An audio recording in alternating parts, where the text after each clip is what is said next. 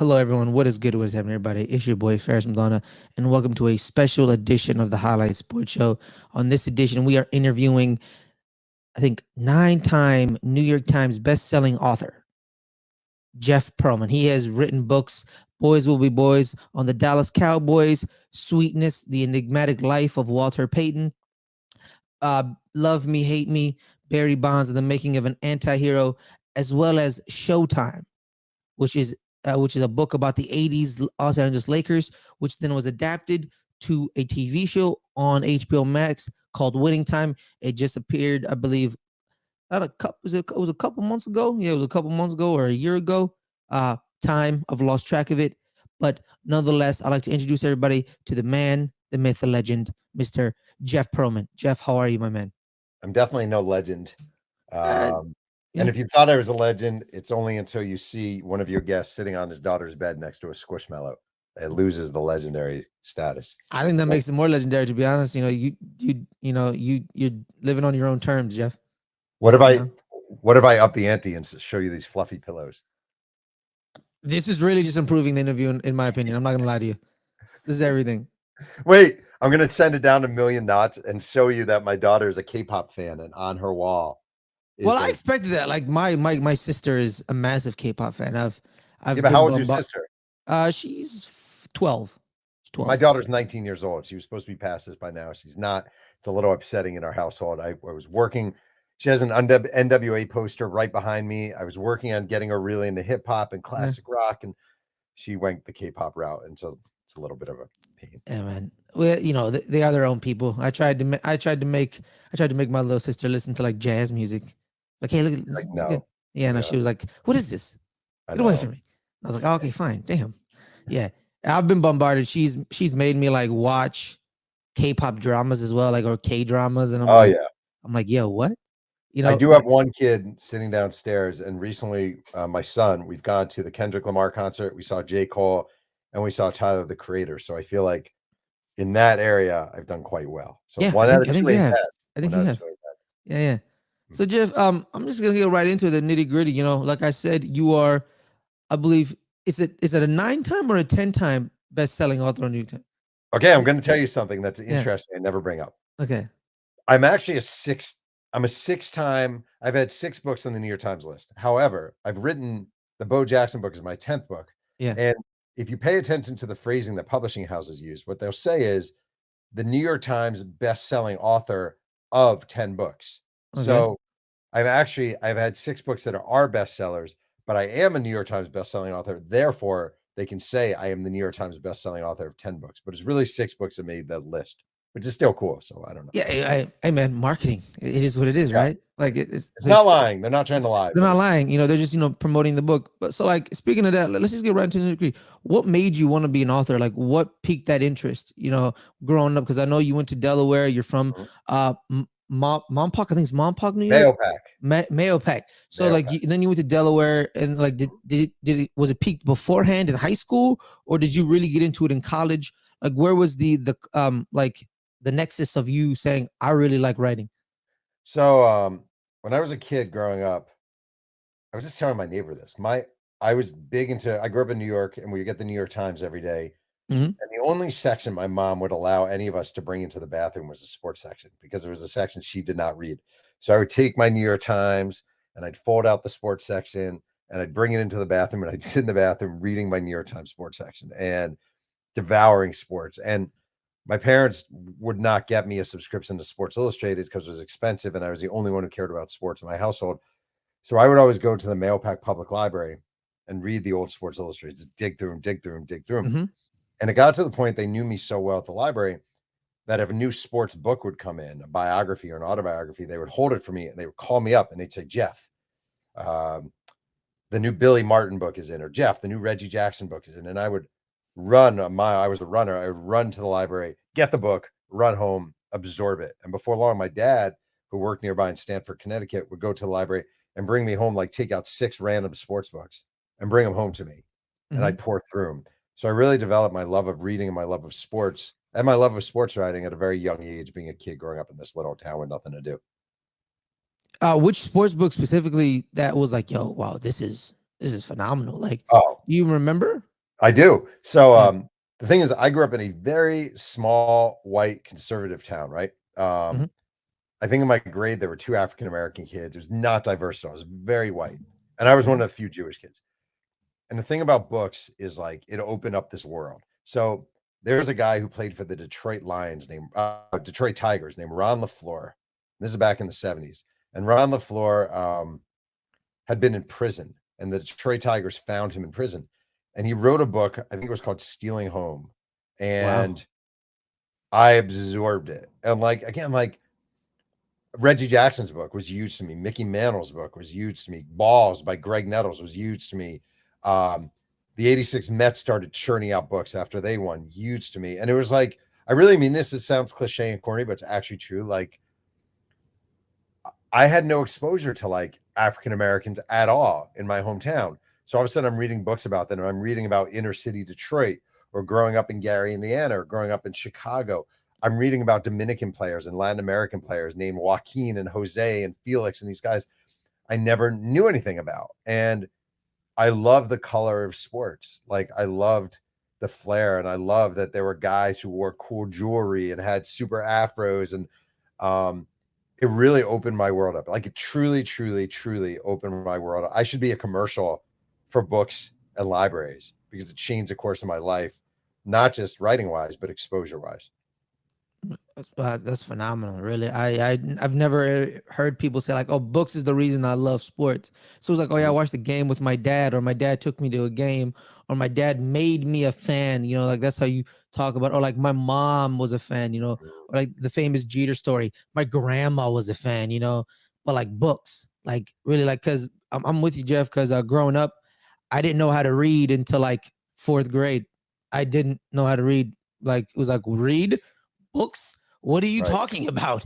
What kind of monstrosity are you talking about? And I came to America and I was like, I have no idea what you guys are saying. I don't know Wow. what's going on. Like, I didn't know. I couldn't read. I just couldn't read. And then my teacher would be like, Ferris, can you read this chapter? And I'm like, no, I won't. And then I was one of the troubled kids. Like he always combative when I asked him to read. Not because I was a bad kid. I was like, I don't know how to read. And she Right. was like, she pulled me to the side. She's like, why don't you want to read? Why are you always combative? And I'm like, Mrs. Erling. It's like, yes, I don't know how to read. And she was like, whoa. And I was like, yeah, I don't know how to read. That's why I don't want to read. She's like, okay. And every time after class, she would help me read every single day. We would have like a separate session of like learning. And when I got to fifth grade or sixth grade, I was reading at a 12th grade reading level. So like Where'd your family, where'd you come from? Yemen. We moved here from the Middle East. Oh So man. we settled into the Central Valley of California for a bit. And Yeah. then we moved to Berkeley, which is Right. where I'm from because I've been here most of my life. So that's where I'm from, the Bay Right. Area. So I yeah, I'm with you, Jeff. Reading, it opens a lot of doors. I just think and I really think nowadays, like this is very old manny of me, but I kind of believe it. Like there is something about holding a book, holding a magazine, holding a newspaper, being able to curl it and bend it and underline and You stuff. And I feel do it. feel it. You have to Yeah. feel it to have a Yeah. tangible I object. agree. And I see 100%. my kids reading 99.9% of their things on screens, and it just doesn't move you the same way. And I know it Mhm. doesn't move them the same way. There's something about holding something, being able to mark it, being able to turn a page, dog ear page that really matters. And I think we have lost that a lot. Yeah. I'm with you, Jeff, because I've done the audiobook and the screen book. I bought Blood Feud on my tablet. Yeah. The Adrian Dater book about the Rockies in Detroit. Yep. And I was reading it and I was just like, this doesn't I'm not feeling anything. Like I'm No, not feeling anything. So then I bought the actual book and then I held it and I was like, yeah, this is it. This is it it. just feels And then like, better. yeah, it just feels. And then like I listened to the audiobook. I listened to Kill the Messenger on audio about this I don't remember his name. He was the San Jose Mercury news reporter who found out about the crack cocaine connection with the CIA. I don't remember his name. He had a movie about him. But like I listened to that and I just felt like something was missing when I was listening to it because like I want to hold something. So like I'm with you, Jeff. I'm with you. A physical book is the way to go in my opinion. Like Nick and you Shoe. I just looked it up. Kill the messenger. Nick Shoe. yes, yes. Yeah. But yeah. And then, but the subject, I forgot the subject's name. Like, who was it about? It was a reporter. I don't remember Yeah, the it was reporter's name. that's It's like Gary. biographical crime thriller. Yeah, San Yeah. Jose Mercury News reporter Gary Webb interviews drug dealer Yes. Roni Quayle, Yeah. who's Yeah. Yeah. Gary Webb. Yeah. He had something called, I think it was Dark Materials, and then it was about the drug dealer, and then Shu made the book based on his life and Dark Materials. oh, It was a pretty good book. that's cool. Yeah. So Jeff, I just want to continue on. When you went to Delaware, and then kind of like as you were kind of going like throughout your life, you also went to Tennessee, and kind of like worked as their fashion and food critic. Mhm. I just wanted to touch on that. Like, how was that? Like, you're not in your comfort zone. You're covering a topic that you're like fashion and food. Do I look like a fashion and food guy? Not really, but I'll try it. How did that help you like navigate your foray into like writing articles about sports and just writing for later on would be Sports Illustrated? Like, Basically, did you take anything from that time period? oh man. So I got out of college. I was super cocky, thought I was the greatest writer on earth. I definitely was not, and still am not.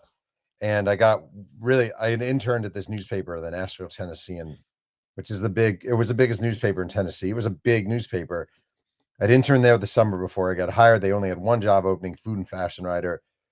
They hired me because they liked my writing and they wanted the feature section to be more funky and fun and whatever. And Mm-hmm. I show up there and I just think I'm the shit. Like I'm arrogant, I'm insufferable. I don't take well to editing. I don't listen to anyone. I make tons of mistakes in my copy, from spelling to factual to on and on and on. You name it, taste, Mm-hmm. everything about. I was a disaster. I was this cocky New Yorker who thought he was the man because I was too young. I was 22 at a newspaper. I probably should have been 30 before I got there. I just wasn't. And I made multiple countless errors. And what happened is they demoted me and they basically punished me and put me on the police beat. And when you go to the police beat, suddenly you're not being snazzy and pizzazzy, and you have to focus on who, what, where, when, how, and why. And that's it. Mm-hmm. That's what they Yeah. told me. Stop trying to be artsy. Just write the damn story. Focus on the facts. And I wasn't perfect, but it was a moment that changed my life. Where number one, someone is basically smacking you and saying you're not as good as you think you are. You're not, and we could fire you, and we wouldn't blink twice. Like it wouldn't be that big a deal. Like you're not as good as you think you are. And number two, here's how you really need to think of this. All you need to think of it that the facts and the reporting are far like the mistake I made early on, and I preach this nonstop is like there is always going to be anyone can write anyone at a newspaper, magazine, whatever can write a snazzy paragraph, come up with a funny analogy, all that shit. Mm-hmm. But reporting is an art, and reporting takes work and it takes time and it takes digging and it can be frustrating and it can be eternal and you have people who don't want to talk to you and you have to find your way around that. So that moment of learning to report, starting to learn how to report was career changing for me. Could you say you were like lacking the fundamentals of it? Oh, Yeah. I had no fundamentals. Okay. I was a fool. Like honest to God, I was 22 years old. I was right out of college. In college, I was editor of my student newspaper. I thought that meant Mm-hmm. something. Like, like I always have empathy now in a way when I see athletes who come into a league and like Baker Mayfield, right? I see Baker Mayfield come into the NFL and he's super cocky and he thinks he's a man. He's the number one pick. And I always think like, man, it doesn't last. Like it doesn't last. You can't be that cocky because everything, whatever profession you're in, it catches up to you. And people have been doing this for a long time. And it does. And the other thing is I'll say is like when I enter journalism and I'm at a newspaper, I would see the reporters covering, let's say, like the University of Tennessee football or Tennessee State basketball or whatever. And I would always be like, well, I'm better than that guy. I'm better than that guy. I'm better than that guy. I should be doing that. I'm better than that guy. And then you realize, like, no, you're not better. They actually know how to report. They've cultivated sources. They've worked, they understand the sport better than you do. Mm-hmm. They can call the coach at any time of day at home if there's a problem or a crisis or something, and they can get a quote from them. They know who the players are. They know the recruiting history. And I was just a punk ass asshole who thought he was a really good writer. And it's a huge difference. So you said they could have fired you, but they instead of demoted you. Did someone like because like you said, it's a big newspaper. Fire me and just replace me whenever they want. Mhm. Did you ended up seeing the demotion as like saying like we're gonna put you in spring, like we're gonna put you in like double A ball or like triple A ball so you can learn the fundamentals and then we'll like give you a bigger beat. Is that the way you saw it later on afterwards, No, or did you see it like, yo man, who the hell they think demoting me? I'm sure Like at the what? time I did. Later Yeah. on, I realized what a blessing it was. And what happened actually is I did that. And then I kind of got really fortunate, which is there was a writer in the sports section of the Tennessee, and her name was Robin Hall, and she didn't want to do sports anymore. And I was in the features section, and they didn't want me in features anymore. So they made a trade, and this woman, Mhm. Robin Hall, went to features, and I ended up covering high school wrestling. That was my first beat for the Tennessean. And I was so happy to be writing sports. Like that was my natural environment. I'd always seen it as my thing. And I was covering high school wrestling. And I just threw everything I had into the not coveted high school wrestling beat at the National Tennessean. And I got to know the coaches and I dug into, I didn't even care about wrestling, but I dug into the sport and the personalities. And it led me to getting hired by Sports Illustrated, weirdly. Yeah, well, now take me through that. So, like, when you become a featured writer at Sports Illustrated, did you think that was like a dream come true at that moment in your life? And where did you see yourself going from there before you diverted afterwards? Well, my dream from the time I think I was in, I might have been a junior in high school or sophomore in high school. And I said to my mom, um, like, which I vividly remember, I said, I'm going to write for Sports Illustrated one day. Mhm. And my mom said, my mom was a great mother, but she didn't really get it. She's like, well, you have to be realistic. What about law school? Maybe law. And I was like, no, you don't understand. I know it. I'm going to write for Sports Illustrated. And it Law really was school's my dream. realistic. Hey, what can I Yeah, tell you? You know, I'm a it's like Jewish kid from New like York. be realistic. You're not gonna work in sports. Medical school. Oh, What? funny. Yeah, I know. I'm a Jewish kid from New York, and Jewish parents tend to go, be a lawyer, be a doctor. Yeah, It's what we do. yeah. So I would not do that to my kids. But so I'd always wanted to work at SI. I was writing for the Tennessee. I had I kind of got, I mean, everything is about luck, but when I was in college at the University of Delaware, I I wrote an article where I applied early for the NBA draft as a junior. I applied early to Oh, enter. I didn't yeah, play college basketball. I played intramural basketball, but I didn't play college. But I thought, what's going to happen if I write a letter to the NBA declaring my eligibility? yeah.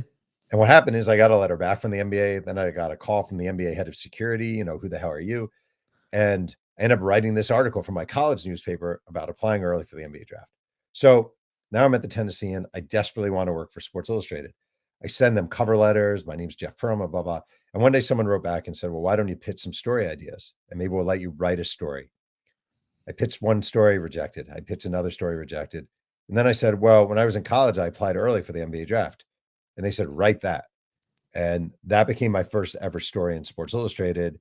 And a bunch of months later, I was hired by the magazine, which was a absolute one of the 5 or 6 greatest singular moments of my life was getting a Hmm. call from Sports Illustrated saying you can leave Tennessee, come back to New York and work for this magazine. That's nice. That's nice.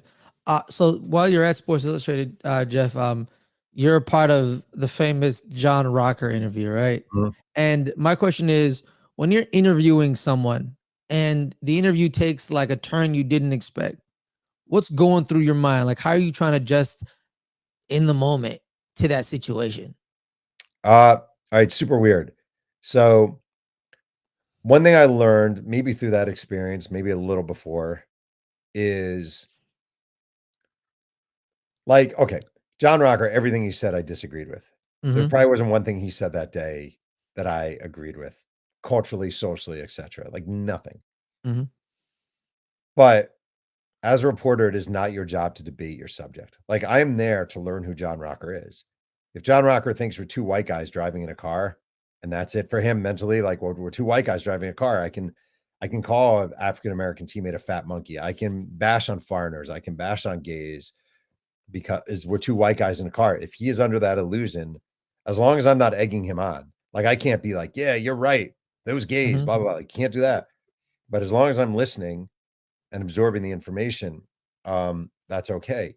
So what I've learned really through time, and that story is emblematic of it, is you just got to roll with it. If someone is taking you in a direction you didn't expect, roll with it. If someone is saying stuff that you find horribly offensive, roll with it. Like let the person reveal him or herself. Like, just roll with it. So I didn't know what that, I thought that story originally, my original John Rocker story, which I wrote, was about he's a misunderstood guy. And then I went down to Georgia to freshen it up. And while with him that second time, he just went off the rails and I just listened. That's what you have Got to do. you. Yeah. Because really, like, that's really what reporters are. Like, when you roll in, you're just like listening and documenting what you see. Is that Yep. what it is? Like no, like, like, don't agree or disagree. Just like, just absorb the information as you I go and just mean, write the story. if I'm interviewing someone and he's like, let's say I'm interviewing someone and he's like, God, I can't stand Trump, blah, blah, blah, blah, blah. I'm allowed to go, yeah, man, I feel you. I don't, Mhm. yeah, I don't Okay, either. got you. But I'm not allowed to egg him on. Let's say, like, I wouldn't get in a debate with a John Rocker about Donald Trump. Like, I'm not trying to get you, like, it has to come organically. I Yeah. can't, I'm not trying to put words in your mouth and I'm not trying to force you to express an opinion that you don't have. If, if John Rocker talks about he grew up in Macon, Georgia, and he's talking about he never had a black friend, let's just say, I don't know if that's true, but let's just say he never had a black friend as a kid. I can certainly ask about that and explore that, and that's really interesting. Well, was that weird Mhm. growing up in an all-white school, blah, blah, blah? What was it like when you actually were surrounded by, diversity, when you entered the major leagues, blah, blah, blah? That's all cool, but I can't be, like, trying to egg him on. I can't be like, "Wow, that must have been great. Was it so awesome not having being around all white people? Was that amazing?" Mhm. Like, that would cross a line because I'm trying to egg him on, and I don't even agree with what I'm saying. Mhm. So, it's a dance. Got you. Got you. Mhm, So also too, Jeff, when you were there as Sports Illustrated, you then transitioned more over to like I know you still like contribute certain articles to like a Bleacher Report, ESPN here and there, mhm. but you mostly write books. I want to just take me through what made you want to transition into writing books, kind of like primarily, like instead of like writing like columns and articles. Like, what about writing a book became more interesting for you? So, the Is, thing I like about books is, number one, they leave you alone. Like, you get a book deal, and it's basically like, "All right, I'll see you in 2 years," mhm, and you're off on your own, and there's certain people I know because I've friends who can't, their brains don't work that way. Like, they need a constant deadline, they need someone saying, "It's due on this date, it's due on this date." Like, a lot of writers are like that, and there's nothing wrong with that. I like being left alone. I like being told, "See you in 2 years." I love digging into a subject. Like, I like, with Bo Jackson, like, I love going to Bessemer, Alabama, and knocking on doors and finding old neighbors. And I love going through old media guides and tracking down former teammates. I love that stuff. I love hearing stories no one has told before. They haven't been told in a public forum before. I love finding guys like everyone. You think about Bo Jackson and you think he played with a lot of famous guys. He played with George Brett and he played with Howie Long and he played with Marcus Allen and he played for famous coaches. I like finding the guy who he played with for 2 months, one July. And that guy, Bo Jackson may not even remember that guy, but that guy's going to remember his moment. Maybe it was Bo Jackson bought him lunch at a McDonald's. Maybe it was Bo Jackson told him to fuck off, whatever. That guy's going to remember his moment with Bo Jackson because it's Bo Jackson. And I love finding those people. Writing a book can kill you. It beats up on you. You do get tired of the subject no matter what. You start telling the same stories over and over to family members. You feel like you're living in a cave for 2 years. There's a lot of that. But at the same time, I love the dig and I love the search and I love the puzzle of it all. How am I going to put this together? So there's just a lot of it I love. And the reality is journalism was starting to get really hard. Like, the death of print made it a lot harder, and freelance, where maybe once you get 3-4 bucks a word for a freelance article, nowadays it's pretty hard to get $1 a word when there are freelance articles being assigned. So it was a pretty, it was a good, it was a wise transition for me. So I have a question. Did Bo Jackson speak with you about this book, Jeff? So Bo Jackson only talked with me when I first started the book. I sent a couple of my other books and a letter to Bo Jackson. Mhm. And I said, "Hey, my name's Jeff Pearlman, blah, blah, blah." And basically, like, your legacy is really important to me. Your career is really important to me. And I want to write this book about your life. And I would love to talk to you. And one day I'm at home in my backyard here in California. And I'm talking to my mom and I see a block number pop up on the phone. And I said, "I bet this is Bo Jackson." I don't know why. And it was. And he goes, "Mr. Jeff Pearlman." And I go, "Bo Jackson." And we talked for about 40 minutes, 30 minutes. And he was lovely. He was driving to get his wife a salad. And he basically said, um, I don't have a problem with you writing this book. I'm not going to help you. Like I don't have anything new to contribute to the work, to what I'm saying. I'm happy in my life. I enjoy my privacy. Um, and that was it. So I spoke to him for whatever. And when that happens, the thing you have to do is, someone once said to me, a biographer said to me, when someone doesn't talk to you, this is going to sound callous, I don't mean it this way, but like, you think of it almost like they're deceased, and you just, okay, I'm going to talk to everyone. So I ended up interviewing 720 people for this book, like just diving deep into it, because I really wanted to explore his life. I just think his legacy is important. And I think far too many young people don't know about Bo Jackson. And that actually pisses me off. Yeah, because like the reason I asked that is that like I heard that you interviewed before finding out you interviewed 700 people for Bo Jackson. You interviewed 524 people for Barry Bonds' book. Mhm. And my question was, what are the challenges of writing a book about a particular sports icon, someone when they don't want to speak to you? Like I just wanted to know like about that, and you just told me like just kind of like not like pretend like they're deceased, kind of just go about it. Is that the way, or is there also another way you do it? Because because I read bits and pieces of Love Me Hate Me, where like you approached Barry in the clubhouse saying like, I really want you to contribute, and he was like, nah, I'm good, and like he just keeps walking. Yep. like like is there any other challenges besides like, oh, Oh, I don't get his perspective? yes. There's so many challenges with it. Yeah. It's number one, if people will be like, so you'll call someone, you'll say, does Bo know you're doing the book? And I was like, yes, he does, because he does. And they'll say, well, I'm gonna call him and check. And I'll be like, all right. And sometimes people will call back and sometimes people won't. And also it's awkward. Like it's I'm not gonna lie, it's hard to explain sometimes to people. Like, so you're writing a book on him.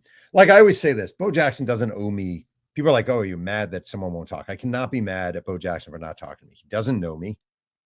He makes no money off this book. He wouldn't get final say over anything. He wouldn't get to read it before it comes out.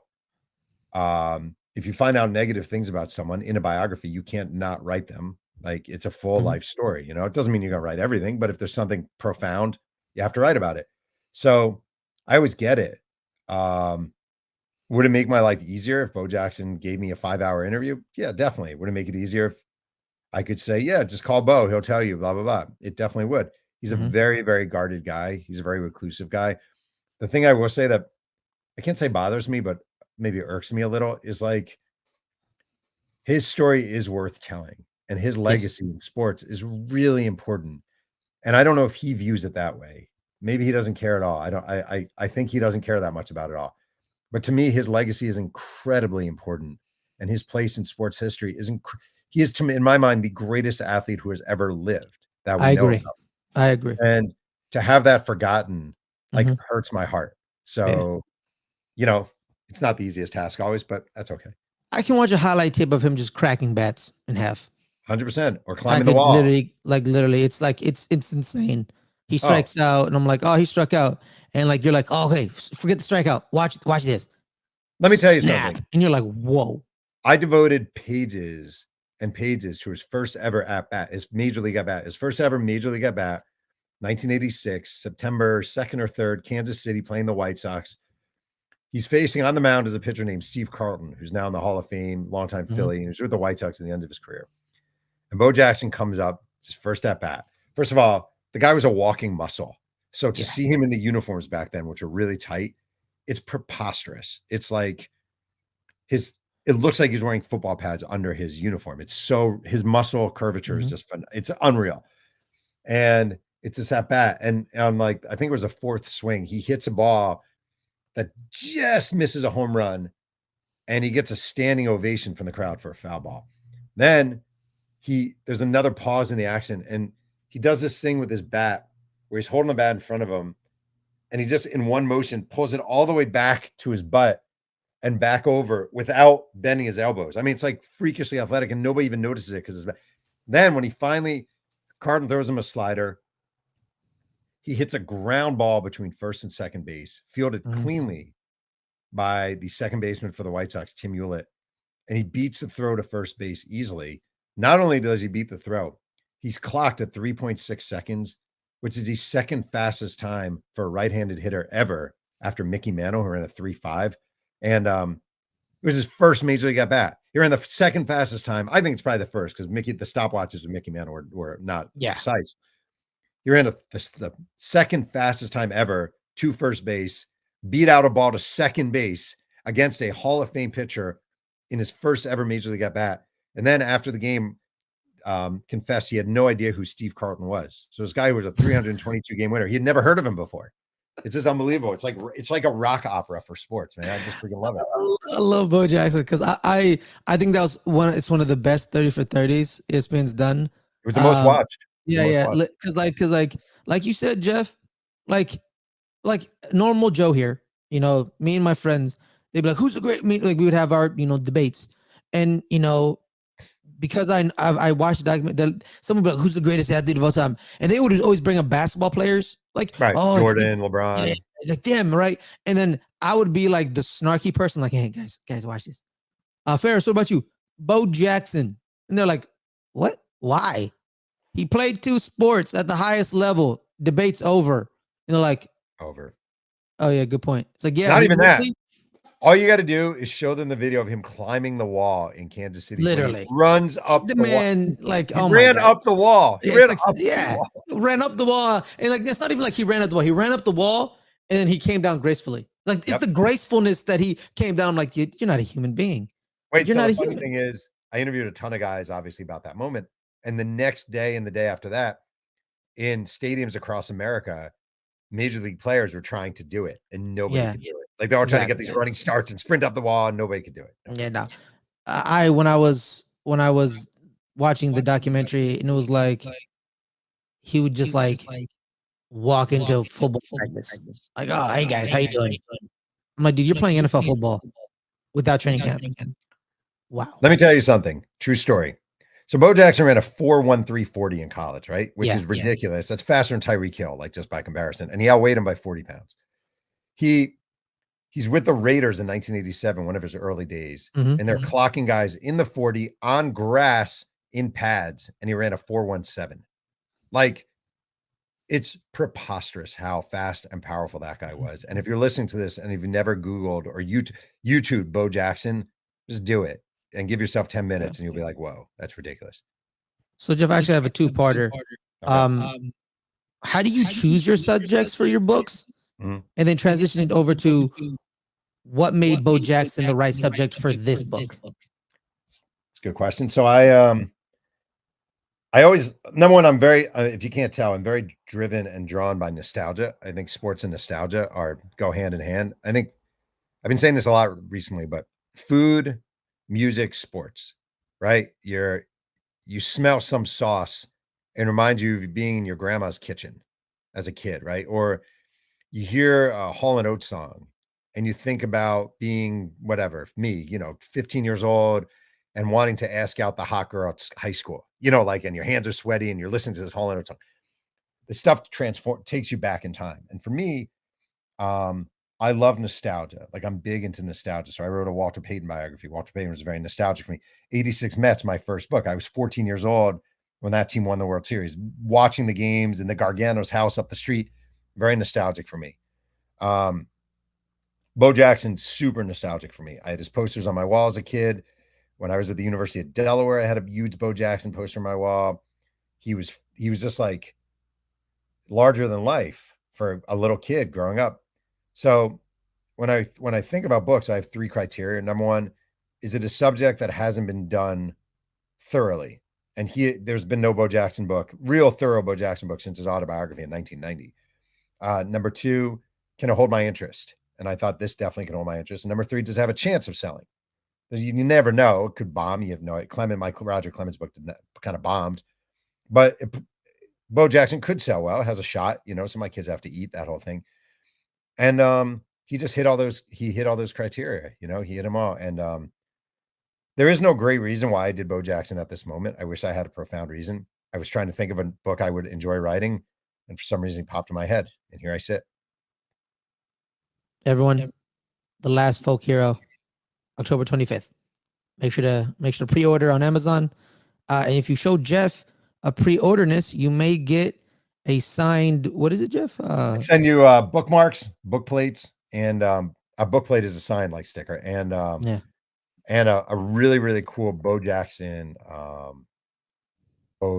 sticker that Yeah. was and you just email me at pearlmanj22@gmail. Send me the screenshot. I'll send you the stuff. Guys, make sure to do that because I did that and I can't wait to get my stuff. That's all I gotta say. Did you not get it yet? Did you send it out? How long I'll did you? check. I'll check the mailbox. I'll check the mailbox, Jeff. I got you. I'll check the mailbox. Also, like, so Jeff, you kind of said a couple of your subjects. You know, you had Walter Payton and the '86 Mets. My next question is, what are the challenges or benefits of writing for an individual versus a team? Do you prefer one over the other, or do you just like, yeah, I prefer both? I don't really care, really. No, Like, I can you take prefer me through that? individual. Yeah. Individual, definitely. The Okay. thing about team that's challenging, I think my books now, I've written 10 books. I think it's split 50-50, team books, individual books. I think 86 Mets, 90s Cowboys, Lakers. Oh, and then a league, USFL. The thing about teams that's very, very hard, like very hard, is avoiding the repetition. Like when I wrote a Three Ring Circus about the Shaq Kobe years, they won back to back to back titles. They were all exciting, but there does come a point where Kobe scored 40 against Sacramento. And then a year later, Kobe scored 36 against Sacramento. And then a year later, Kobe scored 42 against Sacramento. And you do have to really be aware to break out of that. The thing about a life book about an individual, I mean, Bo can be the example here, Walter Payton, whoever is, you're starting at this point with Bo Jackson. He was born into poverty, one of 10 kids, single mom, Bessemer, Alabama. You have this, you're going through his childhood, which is fascinating. And then when you're tired of writing about his childhood, you're going to high school. And usually that's when his sports sort of career begins to evolve. Then you're going through this college recruitment period, which is really interesting. Then you go to Auburn University. Then you're there. Then he's drafted, fascinating drafted. Does he go pro? Does he go NFL? Does he go Major League Baseball? That's another interesting segment of his life. He spends a year in Memphis playing double-A ball with the Memphis Chicks. Fascinating year. Love those years. So then Kansas City, then LA. So the thing about a life biography is it takes you on this journey of different places and different people. If you're writing about teams or like a 5, 6, 7 year period of a team, you're really dealing with mostly the same characters with some coming and going. And you have to avoid the repetition of games. And that is harder than it sounds.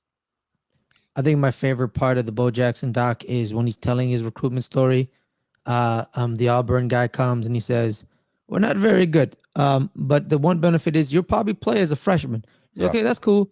And the Alabama guy comes like the very next day, and they're asking him questions, and then he tells him like, "Oh, Auburn said I could probably play freshman year," and the Alabama guy's like, "Yeah, of course they suck, you know." And guess what? If you choose them, you'll never beat us ever. And he's like, "Oh, okay." And literally the next day, he calls the Auburn guy like, "Yeah, I'm committed. I'll see you in the fall." I will say there's some of that I'm a little skeptical about. Like it came from his mouth. No. I'm not saying from you. Yeah. Like so basically the Alabama recruiter, what they said is like they were considering also was playing defense because he also played defensive line in college. And Bo definitely didn't want to play defense. And they said you might have to wait a year or two to play, which is true. And if he went to Auburn, he was going to play right away. I mean, Pat Dye, the head coach at Auburn, was in his first year when he was recruiting Bo, and they just had nothing. It was an empty cupboard in that roster. So it gave Bo the real opportunity. And you know, the cool thing about Bo Jackson, man, seriously, his college baseball coach, Hal Baer, told me this. It's like his word was his bond. So if he told you he was going to Auburn, there was nothing Alabama was going to be able to do to sway him. Like he's very, very literal and very, very honest about sort of when he says it, he'll do it. It's a very impressive part of him. So when he committed Auburn, they knew they were getting him. They didn't know he'd be this good, but they knew they'd get him. Yeah. So Jeff, so speaking of one of the teams that you wrote a book on, transition over from Bo. Well, we'll finish it with a Bo Jackson question later. One of your books, Showtime, was adapted into a TV show, Winning Time on HBO Max. Can you take me through the process of how that came to be? Did they approach you? Did you approach them? And like, how did that come about? Well, they approached me years ago, and it wasn't they. It was a screenwriter named Jim Hecht who was just really interested in the. He was a guy who was like he was he'd had some success as a screenwriter. Was kind of young. He'd done Ice Age 2, The Meltdown. That was his big credit. He came to my house one day and he said, "Classic movie." There you go. He did Ice Age 2, not Ice Age 2. And he Yeah. came to my house and he said, I really we love this book and blah, blah, blah, blah, blah, blah. And I was like, okay, whatever. And nobody else was knocking my door. So I let him basically give a screenwriter the rights to pitch your book around to studios and to different people. Mhm. And I never thought anything would happen. I really never did. And then basically one day, like 6 years later, he's like, Adam McKay wants to meet with us. And Adam McKay has done a million big movies and TV shows. I didn't know who he was. I was like, all right. Went to Adam McKay's house, still had no faith. HBO wants to sign a contract with you to do it. All right. I still had no faith. I still didn't think it would happen. And then they start casting people. And it's like Adrian Brody, Jason Segel, Sally Field. Sally Field was a big one. John C. Reilly. And I'm like, wow.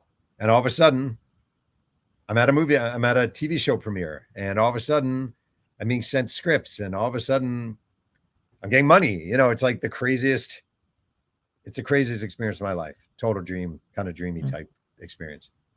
How involved were you in the making of were you in the writer's room? Did you give tips on set? Yeah, I would. No, they would send me scripts, ask me if this is accurate. Does this work? Does that work? They let us, I went to the set a bunch of times. They let my wife, my kids, and I be extras in the first season, which was cool. But no, it's not. They don't need me in the writer's room. I don't want to be in the writer's room. It's not the kind of writing I do. But they've been really inclusive. And I get asked a ton of questions, which is really nice. They don't have to, but they do. So. Yeah, because I've seen the show. It was one of my favorite shows. I actually every week on my radio show I talked about it because I'm same. It's not nostalgia like history, because this was like back. I didn't know this, so I want to know more about this. How true to the book is it? Is it like do they take page by page, or do they kind of take some creative license with it? Yeah, there's a lot of creative license. Yeah, I always say pick your favorite sports movie that's based on a true story, or pick your favorite TV show. And there's all creative license. There's a ton of creative license. And I, as a writer, I had to get used to that. I had to adjust to that. And I adjusted. But yeah, it's not the book verbatim. Not at all. Exactly. What was your favorite, do you have a favorite part of the show? Like you're like, oh wow, they really did it like that. Like what was, you're like, wow, they really did adapt that. That's pretty cool. Actually, my favorite part of the show was kind of fictitious, but I loved it. There's the Lakers come to Boston and there's a press conference where Bird and Magic sit down next to each other. Yes. Yeah. And the actor who plays Larry Bird, his name's Sean Patrick Small. It's funny. They originally cast someone else. He dropped out and Sean got the part. And Sean is one of the best parts of this show. And he plays Bird so well and so spot on. There's this moment where he looks at Magic and he looks away and he spits in his Coke can, tobacco into his Coke can. And he goes something like, let's just get this shit started. Let's get this shit over. And he has this surly snarliness that is so classic Bird. So every time Sean's on the screen, I'm like, oh, this guy's great. Yeah. I believe it was Bo Burnham that was supposed Bo Burnham, to play. yes. Yeah. And then he dropped out. I think that's one of the big wins for that show. Nothing against Bo Burnham, but I think Sean is perfect as Larry Bird. Yeah. I think my favorite scene is when Magic's in the finals and they cut to French Hick and Bird's watching so great. Bird's watching and he's intense watching it. And then some random family member says some racial comment. And he goes, Bird's he's there. Hey, I'm not. Shut the hell up. Shut up. And he's like, oh, he's there. I'm not. So zip it. And I'm like, he's so angry. Yep. And I'm like, perfect. Yeah, it's phenomenal in my opinion. I think my other favorite moments was it's the David Stern type thing where it's it felt like David had a plan for the 80s. Yeah. He kind of set it up. I'm like, he may have had a plan because the man is very meticulous. But I quite enjoy the David Stern connections. Me too. Yeah, so it was like that. I did not know about Jack McKinney. I knew nothing about that man. I knew nothing. I didn't either. I didn't either. What did you find out in making that book when you were like, oh wait, what this? Have you ever which book out of yours you've done a subject you think you know about the subject, but then you quickly realize oh wow, I didn't know as much as I thought I did. All of them. All of them. I swear to God, I know it sounds lame. All of them. That's the thing. if you do this job right, I'm not saying I'm great at it, but if you do this job right, your book is nothing like your book proposal. Like when you shop a book, you write a proposal. This is what the book is going to be. And it's really bullshit because a good reporter wouldn't know what it's going to be. Because how can Bo Jackson be the same? How can pre 720 interview Bo Jackson be the same as post 700? It doesn't make any sense. So every book I've written, Jack McKinney is a perfect example. I knew nothing about Jack McKinney. Nothing. I knew he was a man who had walked the earth. I remember him coaching Indiana. I didn't know anything about the bike accident. I knew nothing about that. And I ended up sitting across from him at his apartment. He says since deceased, at his apartment in Florida, or his townhouse in Florida. And it was really sad because he couldn't remember anything. And that blew my mind. You know, Jerry Tarkanian, that was supposed to be the coach, and his agent gets killed, whacked off. I didn't know any of that stuff. So that's a fun part of this. I mean, one of the major fun parts of this is like learning these things that you had no idea about, and you know other people didn't know about too. And when I watched Winning Time, and they had Jack McKinney in there and had a major actor, Tracy Letts, playing him and gave him a major role, fucking warmed my heart because like I like that people are now remember. I like that you were asking me about Jack McKinney, a guy you probably never heard of. You certainly didn't know that happened. I love that. It means his legacy is kept alive a little bit. That warms my heart, truly. Yeah, like if you really want to break it down, like he created Showtime. He is the Showtime system. If you think about, he's the godfather of Showtime. Yeah, he's the godfather of Showtime. And like I think I'm with you, Jeff. I like talking to the person you don't expect, or like you said, the guy who was with Bo Jackson for 2 months.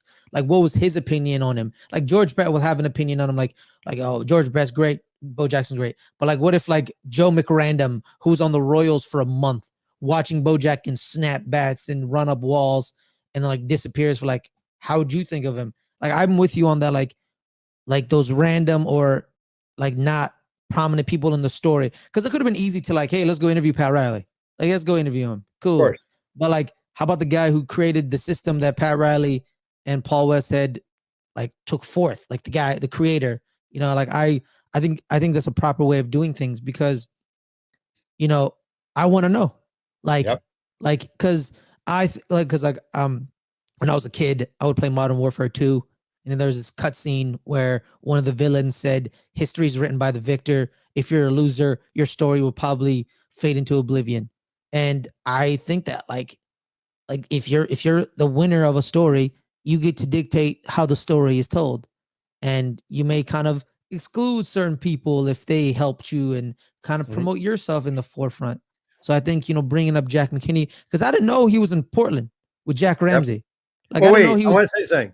You say something really important, and that actually gets back to the question about Bo Jackson not talking for a book, or someone not talking for a book, which is when an athlete or anyone writes their own book, people will be like, well, if you write a book about someone, they'll say, well, you're biased, blah, blah, blah, blah, blah. Yeah. And the truth of the matter is, if someone's writing their own book, they're biased too. Absolutely. 100%. Magic Johnson writes a book. He's not going to dive deep into certain areas. And I would not blame him. Kareem writes a book. Bo Jackson writes a book. There are things in Bo Jackson's. All right, perfect example. When Bo Jackson was at Auburn, he had a teammate die of heat stroke, a running back named Greg Pratt. And in many ways, it was the coaching staff's fault. Like they weren't looking out for these kids. They're having them do these insane wind sprints on a 95-degree day in Alabama in the summer. This kid was having trouble. He had had a previous incident. His name was Greg Pratt, and he died. He died running sprints. And it was a major moment in Bo Jackson's life, a major moment. The entire team, the entire Auburn football team goes to the funeral in Georgia. Mom is crying. For a lot of the white guys in that team, it's the first black funeral they've ever been to. They're terrified. They don't know what to expect. People, you know, it's very demonstrative. And if you've ever been to an African-American funeral, it's like, it's just, there's a lot of raw emotion that's displayed where pent-up Jews tend not to do. I actually prefer it that way over the way we do. And it was this profound moment, not a peep of it in his autobiography, like not a peep. And I'm not saying that's wrong, but like he's telling his truth, and his truth is what he wants you to hear. And again, that's totally fine. But nobody owns, even we don't own, like, I'm allowed to write a book that gives you my perception and what the Bo Jackson history means to me and how it influenced me and how it influenced America. And no one owns that right. Even Bo Jackson alone doesn't just own the right to that story, because it's a story that influenced me, influenced you, influenced millions of people. I know that's a tangent, but it just entered my head. No, I'm with you, because when I was reading your Barry Bonds book, and I was talking to certain, we're in the Bay Area. I know Giants fans, and I tell them like, oh, y'all ever read Pearlman's book about Barry? Like, I want to read this book. And some people were like, I haven't read it. Oh, or I heard about it. And then someone was like, I think it's kind of a hack job. It's kind of like their thing, because like Barry wasn't a part of it. And I'm like, yeah, but if he was a part of it, he may like try to change. Yeah, he tried to change it, because I think of like biopics, with the subject still alive. You can make a good movie, but the biopic isn't what it is. Like certain people don't like Bohemian Rhapsody the movie, because they're like, yeah, you kind of watched it, homie, because 3 members of the crew are still alive, one isn't. And they're like, we're gonna tell this like through our, and they had extreme creative involvement. Exactly. Yeah. Exactly. So like, yeah, that's why people love Rocket Man, because apparently I heard a story. Elton John was like, let's tell the truth, and like Elton John put it all in that movie, like from everything. You know what? This is off topic. Like, you know what bothered me about Bohemian Rhapsody, which I thought was a good movie. It was enjoyable, and Rami Malek was obviously amazing. Is it all? I know this isn't why I'm here, but it all led up to this moment at Live Aid, right? And him playing Bohemian Rhapsody and the whole thing. In the movie, in real life, he didn't know he had HIV at that point. In the movie, he learns beforehand that he had HIV. He didn't actually know at that point. Freddie Mercury was not diagnosed with HIV until after that performance.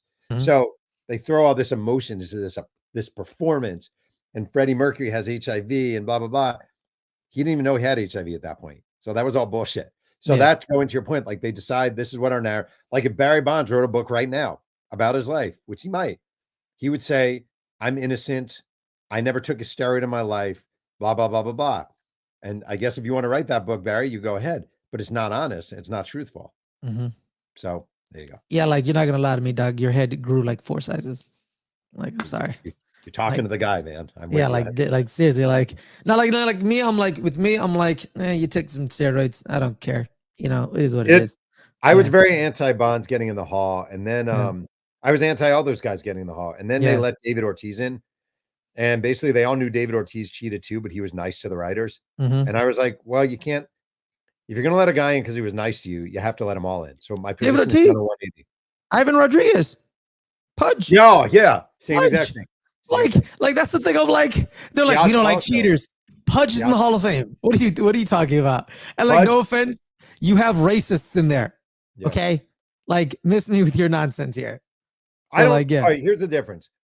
My thing is all about, like, I don't think you can have a morality clause as far as even racist. Like, I think the guy's a racist, but he was an amazing player, and he belonged to him. But like, if you cheat, if you literally are cheating and your abilities are artificial abilities, I don't feel great about it. But if you decide you're letting in Piazza and Pudge and David Ortiz because they were nice to you, you have to let in a surly asshole like Bonds, because if you're going by that, he's the greatest player of all time, and there's not even a question about it. Absolutely. He cheated, but he was the greatest player of all time. Yeah, that morality clause is really just a bunch of nonsense to me. Like that's the way I look at it. Like, if you're gonna have a clause like that, then I'll use your clause and say, like, there's certain people who should be taken out of the Hall of Fame. But like if we're gonna use your consistent. Yeah, you got to be consistent. Like, that's my thing. Like, and people be like, okay, then what about Kurt Schilling? Like, no offense to Kurt Schilling, you had two good postseasons. Okay, and then that was it. All right, but here's the thing about Schilling. Yeah. I'm a liberal times 1,000. Okay. Yeah. Times 1,000. Kurt Schilling is a borderline Hall of Famer. You can certainly make the argument he belongs. I think he actually does belong in. It does not matter to me one iota that I think he's an asshole. Like, that has no bearing on whether I think he should get in the Hall. I actually think he should be in the Hall. Like, I do. So I don't care that he's like a Trump voting whatever. Like, has nothing to do with this. I care in society. When it comes to Baseball Hall of Fame, I think he should be. It's all about ability. And performance. And he was factually a great playoff pitcher, one of the best pitchers of his generation. He's a douchebag, but he belongs in the Hall. I got no problem with that. Yeah. And if they just say that, I can accept it. Yes. Like we're just basing it off baseball. And then, like, you can't put in David Ortiz because he was a lovely guy to you, Yeah. and leave out Bonds because he was an asshole. You just can't. It's not. You can't do that. That's bullshit. You Mhm. can't do it. I agree. I Mhm. agree. Because, like, that's the way it is with the media sometimes. Like, And I oh, am the this, media. yeah, you are, Jeff. And Mhm. like certain people, like oh, I love this. I love this guy. He gives me his time. We have long Yeah. conversations. I'll root for him. But then, like, like one of the greatest players of all time was like, man, go fuck yourself. Leave me alone. Like, oh, I don't like him. I don't like him at all. The Terrell Owens was weird. That Well, we Terrell all. Owens thing was weird. The My thing is, in opinion. the media, I'm as guilty as anyone, especially when I was a younger writer. Like, you do fall for guys. This is going to sound dumb. If I were advising a major league ball player or a professional athlete, I'd be like, rule number one, call writers by their first names. You will win them over just by remembering their names. And Hmm. it's true. Like, when I was a young baseball writer and I would go into a clubhouse, and the rare guy would be like, "Hey, Jeff, how's it going?" Or, "Hey, Pearlman, what's up?" I'd be like, "Oh, this guy's my buddy. This is cool. I like this guy." It's bullshit. It's not a way you should be as a reporter, but Hmm. we're all human and we're young and we're coming up. So, there's a lot of bias in this whole thing. Yeah, yeah.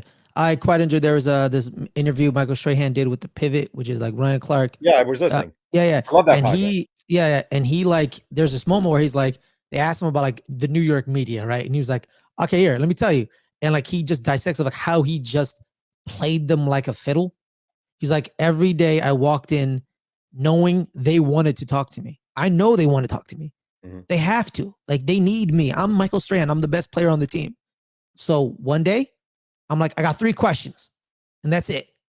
And then someone asks me a 4th question, I get mad and I storm off. Next day, I sit there for 30 minutes, 40 minutes, talk to them anything they want. Whatever and I'm like, oh, okay, I see how you. And the Strahan knows how to manipulate the media in the way he kind of like made it seem like kind of like, because they need me, I don't need them, kind of thing, but really kind of like not true. You need each other. Actually, it's a mutual beneficial relationship. Also, it's But kind of like, an asshole way to be. Like, yeah, yeah, I will say, being a reporter and waiting for athletes, as I got older, I had less and less and less patience for that because, like, yeah. we're all just humans living on this planet and we have this Hmm. finite amount of time. And you're going to make me stand here for an hour and a half because you just like messing with me. And I need a quote from you. And it would take you 3 minutes to answer some question about the Blue Jays. Like, that's bullshit. And I Yeah. think if Strahan was like these are human beings who have kids to get home to, who have mortgages to pay, who Hmm. have car trouble, blah, blah, blah. And the athletes used to get off on fucking with us. I have a lot of trouble with that. So I don't Yeah. love hearing that. Now Strahan's in the media. Yeah. So Now he is one of the he is the media media. He's members. one of us. Yeah. Welcome to the dark side, man. Yeah. Exactly. And like me, I found that fascinating because I'm like, I don't believe in that like they need me thing, like he said, or like We the do though. athlete. He's right. If you're No, a we giant know beat we writer, do. Yeah, but like if no one like like no offense to some athletes, you don't know how to tell a good story. You think because you have a podcast, you think I can tell my own stories. Like, eh, the the eh. thing is, the truth of the matter is they don't need us as much as they used to. They used Yeah. to need the reason Sports Illustrated works so well is because for athletes, it was a great way to have their stories told. It was an honor to be in the pages Hmm. of SI. It meant something. Yeah. Nowadays, with Instagram, with TikTok, with Twitter, the big three, and a little bit of Yeah. Facebook as a four, like, they can tell their own stories. And maybe they don't do it as well. But if you're LeBron James and you want to talk about your kid doing something amazing, you no longer need the megaphone of a newspaper or a magazine. You can just say Put it on YouTube. or YouTube. Just And put that's it a on really YouTube. powerful tool that takes us out of the equation quite a bit. Yeah.